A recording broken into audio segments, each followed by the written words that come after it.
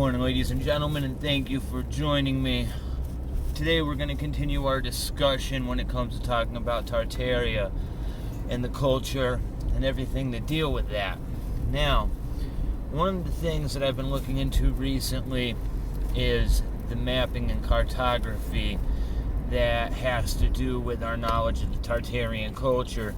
And it's very obvious to see that at one point in time when it came to cartography, Tartaria took up more room on the world map than any other civilization in the entire world. Now, one thing you're also going to realize about these maps, especially when it comes to, say, North America, is you're going to start seeing cities. And not only that, but the cartography itself is completely different. The rivers look different, the topography is different. However, if you look at where some of these cities are placed, like Chicago, for example, it's by a different name on the map, but it's in the same exact place Chicago would be, right? But there's no Great Lakes. Now, why is that? If you look at the St. Lawrence River, you come into the same problem, right? Now, you also have to ask yourself, why are there cities and locations on maps as far back as, 1597, right? Talking about cities and the locations of, say, Chicago, right? Or the St. Louis area, that are on rivers that exist in modern times. However, the cartography on those maps don't match, right? And you see these stories going back all the way to the conquistadors, where they're told about 7 cities of gold located in the plains of North America, right? Talking about the same cities I was just talking about in Chicago. Cueva, I believe it was pronounced as, or something like that. Doesn't matter. The fact of the matter is that consistently they were told that these cities were strewn with gold. They show up and then constantly make reports of there being nothing more than primitive people there that have no concept of what wealth is, let alone obtaining it, right?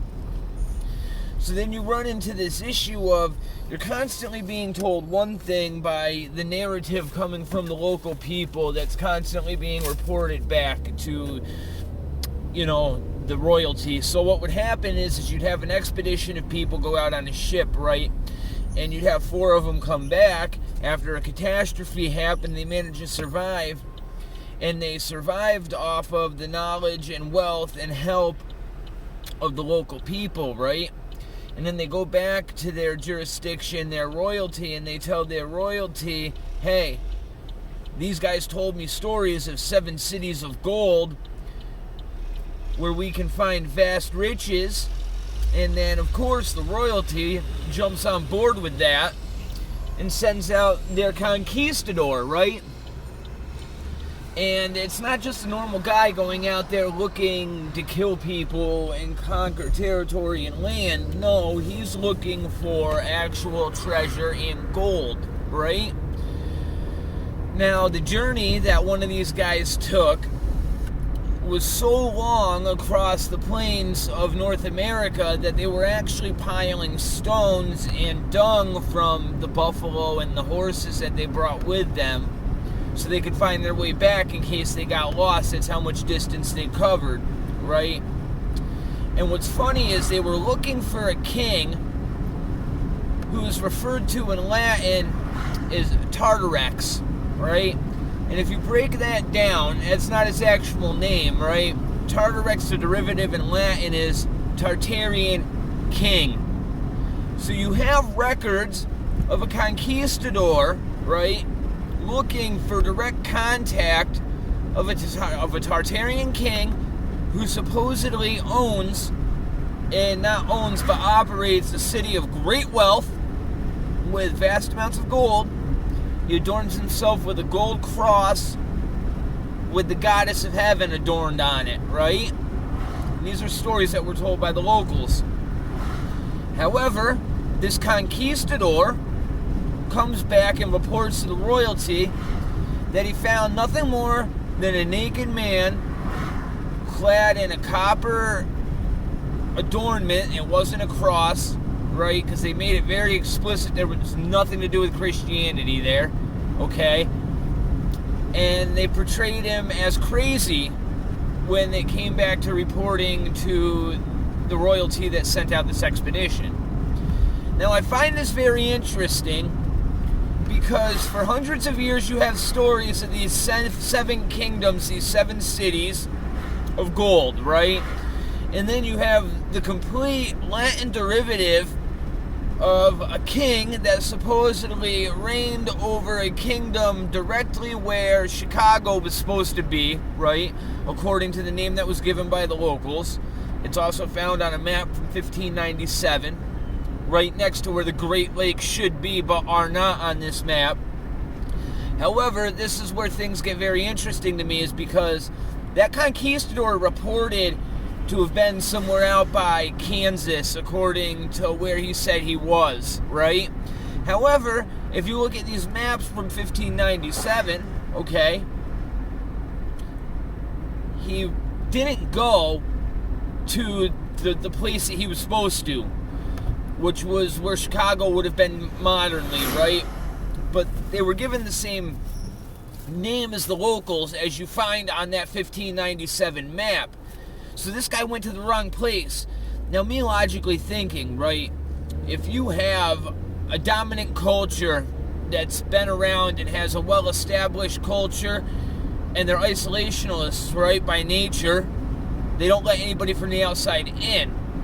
Let's say this guy, this conquistador, was led to the wrong place on purpose by the locals, because let's face it, you know, Tartarian probably told the locals, if anybody comes looking and wants to get to where this city is, you send them in the wrong direction per edict of the king.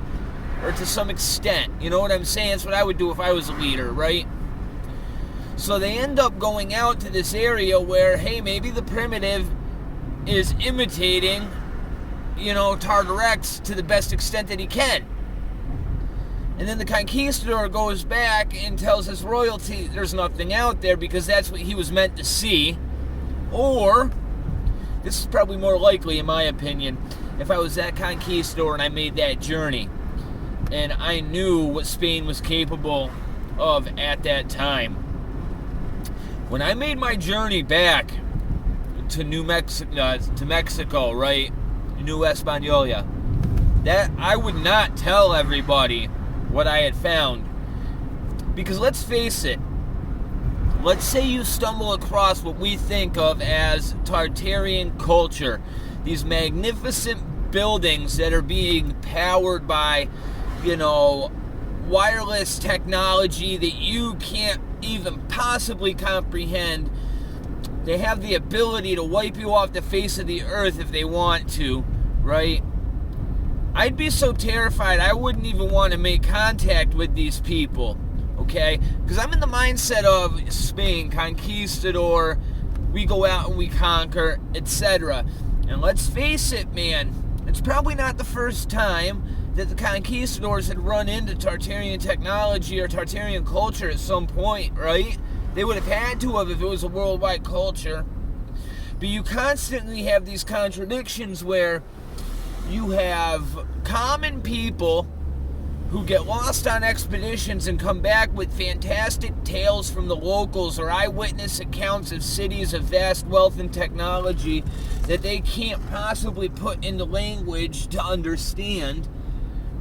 But at the same time, when you send somebody out like a conquistador to search for the lost city of El Dorado or something to the equivalent in North America, they come back and tell you they found nothing but stupid indigenous people, right? Worshipping some sun god that don't have any wealth at all. It's just absolutely astonishing to me. But what I also find interesting is that all of these cities that we see based around, you know, the Great Lakes that are on these maps that are found prior to the Great Lakes showing up, are all port cities like Detroit, Chicago, Toronto. All of these cities, Buffalo, are sitting right on the Great Lakes. They're sitting right there with access to these waterways, okay? But these waterways aren't on the cartography. Doesn't make any sense to me at all. But this is where you have to start thinking logically. At the time that these maps were being put out, it's not like the common man could get on the internet and drop a map after doing 10 years of expeditionary research. In order to get the funding to go out and do this kind of cartography, you have to have ins with some sort of scientific or royal society. Ultimately both, because any scientific society is going to be seeking funding from the royals, who are going to want to profit from this expedition. You might want to go out to find science, but at the same time, they want you to bring back something worthwhile, right? You're not going out there strictly to write words in a book and prosper humanity. They want something from it. That's the bane of human nature, right? That's why we destroy everything we touch, but at the same time, that's why we've managed to discover what we have, because it drives us, right?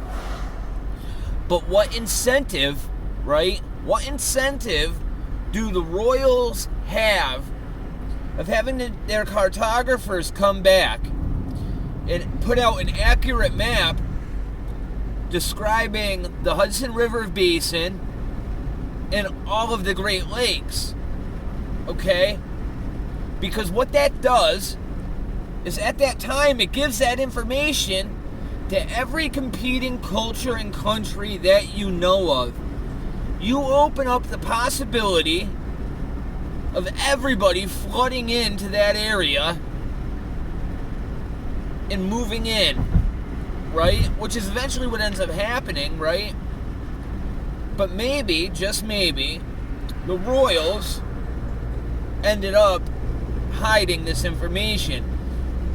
If that's not the case, you have to come up with a logical conclusion for these cities being on these maps in an area that just coincidentally, by some sort of events, led to them being a port city, which doesn't make any sense to me. Now, it's possible, yes, that earthquakes of some sort, I don't care how they were derived, whether it was naturally or by using Tesla technology, earthquakes are capable of creating lakes and rivers that are very, very big. There's records of lakes being created from earthquakes on the other side of the Mississippi, right? So there's farmers on one side of the Mississippi that witnessed an earthquake back in 1752, I believe it was. They witnessed an earthquake, and after that earthquake, there was a lake that showed up on the other side of the Mississippi River that was 100 miles long and 3 to 6 miles wide at depths of over 100 feet. And this is actual first-hand accounts. Alright? So it would be possible. But then you run into the coincidence that these Tartar cities are showing up on maps in exact locations that turn them into port cities after the Great Lakes showed up. And that makes absolutely no sense at all, unless you get into what I believe may very well be the thing that ties all of this together as far as North America is concerned. And we think about the orphan trains and vast amounts of adult population dying in a war, right? And I've postulated this before, but I wanted to think more logically about this, and I came to the conclusion that that doesn't explain why women in turn ended up dying as well.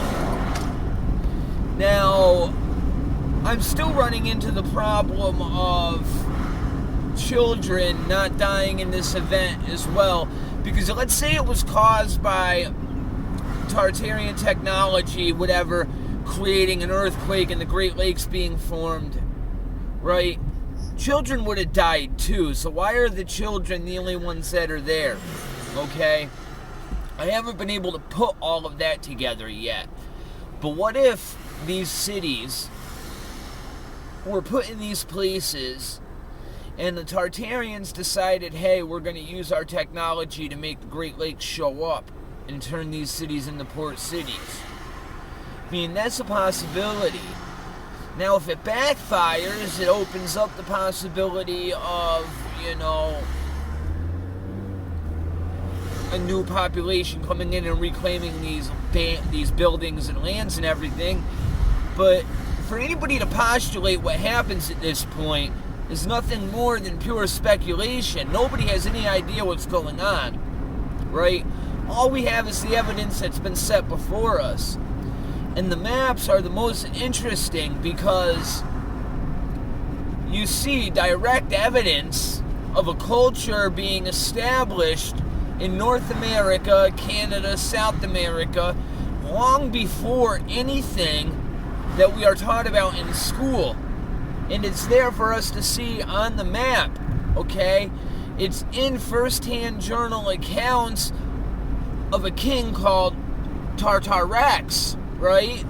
Tartarian Rex. You break that down into Latin, and Tartarian king. And you presumably, you can't have a king without a kingdom, right? And then you also have stories about the 7 nations of Tartaria in North America. And then you run into these stories of these 7 cities of gold, right? And then you run into these stories of there being 7 cities on maps that predate anything we're taught about in school, right? And then we run into the sheer coincidence that you have world fairs popping up in the 1800s, 1700s, 1600s, etc. You have a series of them, and a lot of them are very well documented. You have pictures of all of them, right? And there's extraordinary things going on. They're clearing out huge amounts of land, swampland, right? And they're building these structures that, in the time period they were built, and the populations that existed, you cannot logically explain how quickly these world fairs were put together. And then on top of that, all of them seem to be very well recorded and documented until you start looking into the fairs and expositions and expeditions that show electrical engineering. And what's very interesting about this is the entire World's Fair, and I believe Chicago or New York, was powered wirelessly by Tesla, if I'm not mistaken, right? And what's something that we see with all of these world fairs is you see common structure, common theme. You see Tartarian symbology all over the place, right? Which reckons back to the figures of Isis and the eagle, which, again, the iconography shows up everywhere, going back for all of time, and it's still in the modern day with the sigil of the United States of America. You have Albania has it, Germany has a double-headed freaking eagle, Rome, etc., dude. Every single culture you can possibly imagine, right? And then it shows up in the World's Fairs all over the place, okay? And what were these World's Fairs designed to do? Well, they were designed to bring in millions and millions of people. They were there for, it's not like a fair that you think of today that's only up for a weekend. They would last 6 months to a year, and 125,000 people a week or a weekend would go through this fair, and they would be presented with everything that the modern world had to offer, right? And then they would go back to their podunk town that was being powered by gas and talk about this awe-inspiring wireless technology that they saw, right? But what's funny is there's only one World's Fair that documents the wireless electricity, right? you can see pictures of booths and everything with transceivers affixed to them that are drawing in this wireless technology. And, you know, if you think about it, the Eiffel Tower would be a perfect conductor for it. So it's postulated that it was used at many of these fairs, and why wouldn't it be? But the ones that were designed expressly to talk about electrical engineering, you have no record or knowledge of. Like, yes, you can tell that they happened, but the technology that was on display or whatever was talked about isn't there to be found. Now, why would the controllers benefit from having a world fair? Because you can control what the world is seeing, and you can tell them this is what's possible, this is what's not possible, okay? And yes, you have a flash of them showing Tesla's vision off, okay?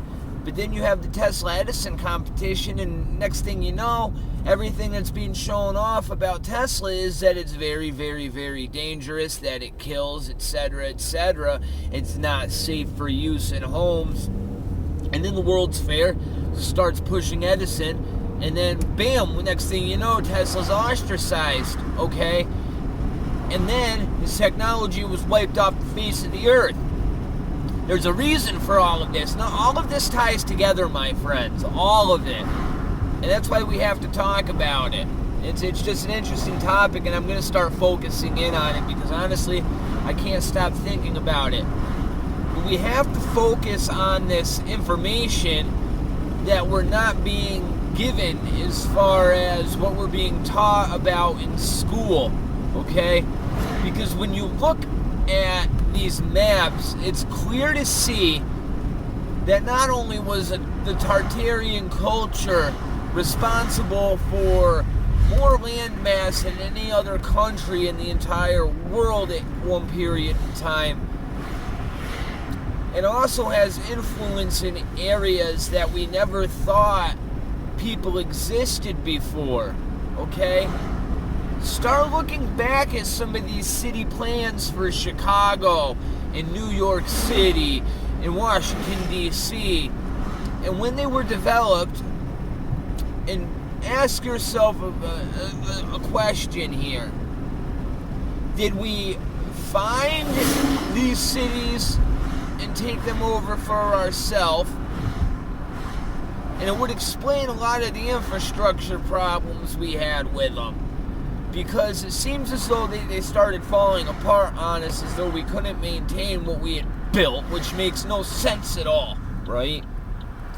Why would you build a city and stack people in on top of each other without the infrastructure to support it? Makes absolutely no sense at all. No sense at all, okay? And a lot of what we're taught makes no sense at all. I'm going to leave things there for right now because I could go on forever. I'm starting to move into a different area, and how the way that people were living shows us that there's something wrong with the timeline and what we're being told. That's for the next video. Have a good morning, guys, and I'll talk to you later.